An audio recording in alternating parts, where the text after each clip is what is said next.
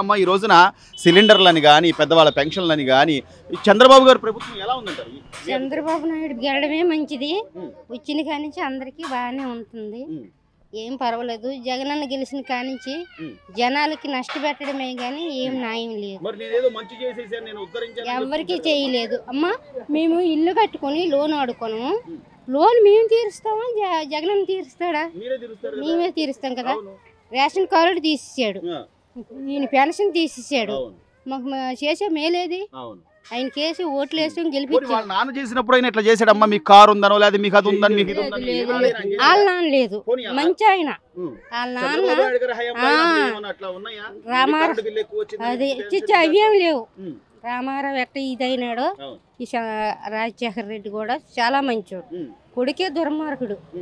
నమ్మాంగమ్మా, నా తండ్రిని చూడండి, నాకు ఒక్క అవకాశం అండి, నేను తండ్రి లేని బిడ్డ. మేము ఎప్పుడూ ఆయన నమ్మలే, మేము పుడిదాల కానించి ఈయన్నే నమ్మాం, రామారావు కానించి ఈయన్నే నమ్మాం. కానీ జగన్ అన్న ఎప్పుడు అంటే నేనేమంటున్నానంటే, సరే మీరు కాదు జనాలందరూ నమ్మారు, 151 సీట్లు ఇచ్చారు, నువ్వు ఎంత మంచి పాలన చేయాలి, అంతేగాని ఎంతసేపు నువ్వు కక్ష సాధి. జనాలు ఎందుకు నమ్మారంటే 40 సంవత్సరాలు 18 దేశాలు ఇవ్వడం, ఇది చేయడం, అవన్నీ చేసిన చేత జనాలు కొంతమంది పెదల మీద పెదల మీద అందరికి రాలే. నీకు ఇల్లు ఉంది నీకెందుకు, ఈ కారు ఉంది నీకెందుకు అని కొన్ని కొన్ని కట్ట చేసి న్యాయం అనేది అందరికీ రావాలి, అందరికీ రావాలి. ఉన్నోడికి లేనోడికి అని కాదు, అందరికీ రావాలి. అందరికీ 40 సంవత్సరాలు ఉంటాయి, 50 సంవత్సరాలు ఉంటాయి, ఇచ్చిన వాళ్ళకి అందరికీ రావాలి. నీకు అది ఇల్లు ఉంది నీకు లేదు, నీకు లేదు అని వాళ్ళకి ఇవ్వడం అది న్యాయం కాదు కదా. ఇప్పుడు ప్రజలు ఆలోచిస్తుంది కరెక్టే. ఇప్పుడు అతను వాళ్ళ పిల్లల్ని పెళ్ళాలని కూడా మా ఇంట్లో వాళ్ళని కూడా ఏం తెలియని వాళ్ళని లాక్కొచ్చి మాట్లాడు తప్పు కదా, అన్నం తింటున్నాం కదా. మరి చట్టాలు ఉన్నాయి కదా బాబాయ్, చట్టాలు వాళ్ళకి అందులో వాళ్ళకి లేవా చట్టాలు? మనకే ఉన్నాయా చట్టాలు? మనకే ఉన్నాయా? వాళ్ళకి లేవా? వాళ్ళకి మాట్లాడినప్పుడు చల్దా? చంద్రబాబు నాయుడు గారిని 54 రోజులు జైల్లో పెడితే దానికి అప్పుడు లేవా? చట్టం లేదా? చట్టం కింద పెట్టారు వాళ్ళు, చట్టం అంతా చూసి పెట్టారు వాళ్ళు, అడ్డంగా తోసేశారు. 5 ఉన్నారు, వాళ్ళు నమ్మటే తీసి పాడేయాలి. ఏమంటే వాళ్ళు ఉంటాకి వీలు లేదు, అసలు ఇక్కడ ఉంటాకి వీలు లేదు. ఉద్యోగాల్లో వాళ్ళకి అర్హత లేదు, వాళ్ళని తీసి పాడేయాలి. ఇంకా పోలీసులు వైసీపీ పోలీసులే ఉన్నారు మీ ప్రభుత్వంలో, 150 మంది. బోరిగడ్డ అనిల్ కుమార్కి అడిగి పరుపు వేయడం, భయపడాలి పోలీసు చూస్తే ఒక నేరస్తుడు. అలాంటి వాడు వాడు ఇష్టం మళ్ళీ నేను బయటకు వస్తాను మళ్ళీ మాట్లాడతాను, ఏం మాట్లాడి తప్పు కదా. అప్పుడు ఈ ప్రభుత్వాల మీద కానీ లేదా చట్టాల మీద కానీ నమ్మకాలు లేవు, నమ్మకాలు లేవు. మనకి రాష్ట్రాన్ని పరిపాలించిన జగన్మోహన్ రెడ్డి అనే ఒక మాజీ ముఖ్యమంత్రి 11 ఏళ్ల నుంచి బయట ఉన్నాడు బేలు మీద. ఏంటి మరి న్యాయమూర్తి మీకు న్యాయస్థానం మీద మీకు మాలాంటి వాళ్ళు ఎలా నమ్మాలి? న్యాయస్థానాన్ని మాలాంటి వాళ్ళు మీద చిన్న తప్పు చేస్తే తీసుకెళ్ళి లోన 2 బాధేసి 4 కొట్టేస్తున్నారు. ఈ ఆవేదన అందరిలో ఉంది. కానీ చంద్రబాబు గారు నమ్మేది ఒకటే సిద్ధాంతం, చట్టం ఏదైతే ఉందో దాన్ని ఎవరికి అతీతం కాదు. నీకు చేశారా చట్టం? చట్ట ప్రకారంగా నేను అరెస్ట్ చేశారా? 52 రోజులు నేను చట్ట ప్రకారంగా జైల్లో పెట్టారు ఇల్లు. ఇప్పుడు ఈ రోజుల్లో దెబ్బకి దెబ్బే, మళ్ళీ ఒక చెమ్మ చూస్తే 2వ చెమ్మ గోపాలు కొట్టారు. వద్దది కొడాల నాని గారిని, ఈడెవడో వంశీ గారిని, బోరిగడ్డ అనిల్ గారిని ముందు అరెస్ట్ చేసి వాళ్ళ పోలీసులు కూడా పగలగొట్టి నిజాలు చెప్పించాలండి. బతులాడుతున్నారని మీకు అర్థం కావట్లా. చెప్పు బావని, చెప్పు స్వామి అంటున్నారు కానీ 4 పీకి చెప్పడాన్ని ఎవరిని అంటలా. ఒక మంత్రి లాంటి వాడిని, ఒక ఎంపీని పట్టుకుని పగలగొట్టి చెప్పించారు కదా. తిబ్లాన్ మీద ఎలా కొట్టారండి? కాళ్ళు కట్ట వాచ్పోట్ కొట్టారే, మీరెందుకు కొట్టరు? మారిపోయారా చెప్పండి. ఇన్ని ప్రతి ఒక్క సామాన్యుడికి కూడా ఇంత క్షుణ్ణంగా తెలిస్తే, ఇంత క్షుణ్ణంగా తెలుస్తుంటే మీకు అర్థం కాకపోవడం ఏంటి? ప్రజల సొమ్ము 1,00,000 రూపాయల జీతం మీకు ఒకరికి, మా డబ్బులు ఇస్తున్నాం మేము, పన్నులు కట్టో ఇంటి పన్ను కట్టో దొడ్డు కట్టో ఏది కట్టో ఆ డబ్బులు తింటూ మీరు ఎవడు బోరిగడ్డ నీళ్ళకి అంటే కొడాల నానికి ఇలాంటి వాళ్ళు ఏంటండి మీరు ఎంగేజ్ చేయడం? మీరు నిజమైన వాళ్ళని ఎంగేజ్ చేయరు.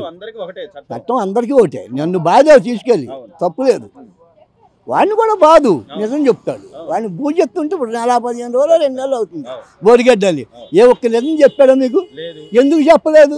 అదే కదా, ఇప్పుడు నాకు గుర్తు లేదు, నేను మర్చిపోయాను, నాకేం లేదు అంటే ఇప్పుడు ఎవరైనా ఇప్పుడు అతను ఒక్కడే కాదు, ఎవరిని తీసుకో వాళ్ళందరూ ఎవరైతే ఆ రోజున అన్యాయం చేశారో, ఎవరైతే అక్రమాలకు పాల్పడ్డారో, ఎవరైతే చట్టాన్ని అతిక్రమించి చేశారో వాళ్ళందరూ శిక్ష పడాలి తప్పదు. మా పరిచయం కరెక్టే అండి. తప్పు చేసిన శిక్ష అనుభవించాలి. గాంధీ గారి సిద్ధాంతం ఎక్కడ జరుగుతుంది? ఆయనకి ఏమైనా పరుపులు వేసారా? కనీసం తాగడానికి నీళ్లు కూడా పెట్టలేదు, ఫ్యాన్ పెట్టలేదు, ఏం పెట్టలేదు, దోమ తెరమండి వేయలేదు. అలాంటి ఆయనకే చేసినప్పుడు సామాన్య ప్రజలు ఒక లెక్క, చట్టం అనేది వాళ్ళు పనిచేయట్లేదండి వాళ్ళ చట్టం. సో ఖచ్చితంగా అయితే అందరికి ఆ రోజున ఎవరైతే అక్రమాలకు పాల్పడ్డారో వాళ్ళందరికీ శిక్ష పడాలంటారు. అందరినీ న్యాయపరంగా శిక్షించాలండి, ప్రతి ఒక్కరిని శిక్షించాలి. పెద్దమ్మ, ఈరోజు చంద్రబాబు గారు వచ్చాక ఈ సిలిండర్లని కానీ లేకపోతే రోడ్లని కానీ పెన్షన్లు 1వ తారీఖే ఇచ్చేస్తున్నారు అంటున్నారు. పరిపాలన ఎలా ఉంది? బాగుందా? బాగుంది, బాగానే ఉందట. ఇప్పుడు మీరు 2-3 నెలలు తీసుకోకపోయినా కూడా తర్వాత తీసుకోండి అమ్మా అని చెప్పి అంటున్నారు గవర్నమెంట్ అంటుంది. అవునా? ఇప్పుడు ఆదివారం వచ్చింది అనుకోండి, శనివారమే ఇచ్చేస్తున్నారు ముందు రోజు ఇచ్చేస్తున్నారు. అలా గ్యాస్ బండ మీకు డబ్బులు పడ్డాయమ్మా? పడ్డాయి. ఎంత పడ్డాయి మీకు? నాకు 810 రూపాయలు పడ్డాయి. అంటే మన డబ్బులు మనకు వచ్చినట్టుగా తల్లి. ఒక 4 నెలలు మనకు ఆ గ్యాస్ ఇలాంటి చిన్న చిన్న పనులు చేసుకునే వాళ్ళకి ఉపయోగమేనంటారా? మరి చంద్రబాబు నాయుడు గారు ఈ రోజున రోడ్లు వేస్తున్నారు, పెన్షన్లు అని ఒక్కొక్కటి నిదానంగా చేసుకుంటూ వస్తున్నాడు. మరి అసలు ఏం చేయట్లేదు అంటున్నాడు కదా జగన్మోహన్ రెడ్డి గారు. అది నిదానంగా చేస్తున్నాడు, కానీ చేయకుండా ఉండలా చేస్తున్నాడు. బానే ఉందంటారా చంద్రబాబు పాలన? బాగానే ఉంది. గారు వచ్చాక పరిపాలన ఎలా ఉంది? ఇప్పుడు పరిపాలన బాగుంది,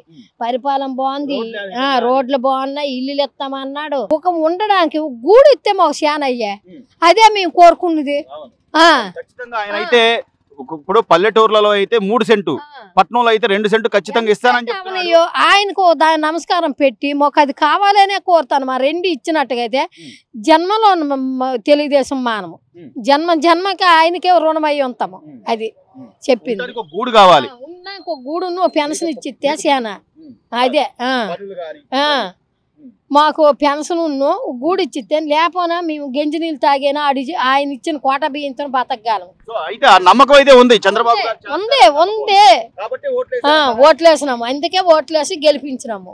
సరే, ఈ రోజున ఎక్కడ చూసినా కూడా ప్రతి పల్లెల్లో కూడా ఈ రోజు రోడ్లన్నీ కానీ లేకపోతే ప్రతిదీ ఒక పండగ వాతావరణం కనిపిస్తుంది. గత 5 ఏళ్లలో ఏదైతే కోల్పోయారో గ్రామాన కనీసం గ్రామ నిధులు కానీ లేకపోతే గ్రామాల్లో జరిగే పనులు కానీ ఈ రోజు ప్రతిదీ చేసుకుంటున్నారు. ఎలా ఉంది ఇప్పుడు ప్రభుత్వం వచ్చిన తర్వాత? ఎలా ఉందంట ప్రభుత్వం వచ్చినాక వాతావరణం అంతా బాగానే ఉంది. రోడ్లు గత 5 ఏళ్ళు బండి మీద వెళ్తే నడుము నొప్పి, ఇంటికి వచ్చే వాటికి వేడి నీళ్ళు పోసుకోవాలి. భార్య పిల్లలకు పనికొస్తామా పనికిరామా లేదు, తెలిసేది కాదు. బాగా ఇబ్బంది పడ్డాం. ప్రస్తుతానికి వచ్చిన సర్వనాశనం అయిపోయినాయి. ఏదో ఉండడు తోలుతాడు, లేనాడు తోలుతాడు. కానీ బాగా నరకయాతన అనుభవించారు జనం. వచ్చిన 5-6 నెలల్లోనే బాగానే చేస్తున్నారు పనులు. పెన్షన్లు ఎత్తున్నారు, అన్నా క్యాంటీన్లు ఎత్తున్నారు, అన్నీ బాగానే ఎత్తున్నారు. మాకు ఈ వాతావరణం, పల్లెటూరు వాతావరణం అంతా బాగానే ఉంది. సో ఇంత అభిమానంతో ఈ రోజున పండగలకు అతీతంగా క్రిస్మస్ పండుగ జరుపుకుంటున్నాం ఈరోజు. తర్వాత సంక్రాంతి, అలాగే జనవరి 1 ఇట్లా అన్ని పండుగ ఇది మీ ఫ్లెక్స్లో కనబడుతుంది సార్. ఇంత అభిమానంగా మీరు చేస్తున్న దానికి కారణం ఏంటంటారంటే బాబు గారు నాయకత్వంలో డెవలప్మెంట్ అయ్యిద్ది. ఏంటి అభిమానంతో మేము కట్టుకుంటున్నాం. కానీ జగన్మోహన్ రెడ్డి గారు అసలు ఏం జరగట్లేదు, మళ్ళీ అంత విధ్వంసమే, జనాల్లోకి రాబోతున్నాను మళ్ళీ అంటున్నాడు. రమ్మనండి సార్, కళ్ళు పోయినాయా? కళ్ళు ఏమైనా ఉండే మనకి? ఇప్పుడు అభివృద్ధి ఎక్కడ ఉంది? అభివృద్ధి ఏమైంది తెలిసిందిగా. గత 5 ఏళ్లలో ఏం చేయలేకపోయాం, కానీ వీళ్ళు 5-6 నెలల్లో ఏం చేస్తున్నారు అనేది ఆయన ఆలోచించాలి కదా సార్. ఆయన ప్రస్తుతానికి రాకపోయినా ఆయనకు మొత్తం తెలుసు, చూస్తానే ఉంటాడు. టీవీ చూస్తాడు, ఫోన్ చూస్తాడు, ఆయనకి తెలియదు ఏముండదు. ఎందుకంటే ఆయన 5-6 సంవత్సరాలు 10 సంవత్సరాల నుంచి ఆయన రాజకీయం చేశాడు కాబట్టి ఆయనకి తెలుసు. కాకపోతే ఏంటంటే ఆయన భావం ఏంటంటే ఆపోజిట్ పార్టీ కాబట్టి ఆయన మాట్లాడతాడు. తెలుసు మనం ఏం చెప్పినా జనాలు నమ్మరు అనేది. సో ఈ రోజున మళ్ళీ రోజా గారు బయటకు వచ్చి మాకు అసలు భయం అంటే తెలియని బ్లడ్, ఇంకా అదే సినిమా డైలాగులు, ఇంకా అదే అంటే ప్రజలు తిరస్కరించినా కూడా సార్ భయం తెలియకపోతే తమిళనాడు ఎందుకు వెళ్ళిద్ది?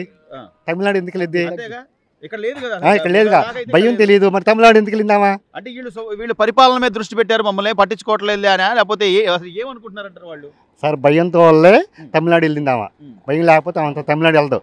ప్రజల మీద పోరాడవచ్చు కామా ఇక్కడ ఉండి.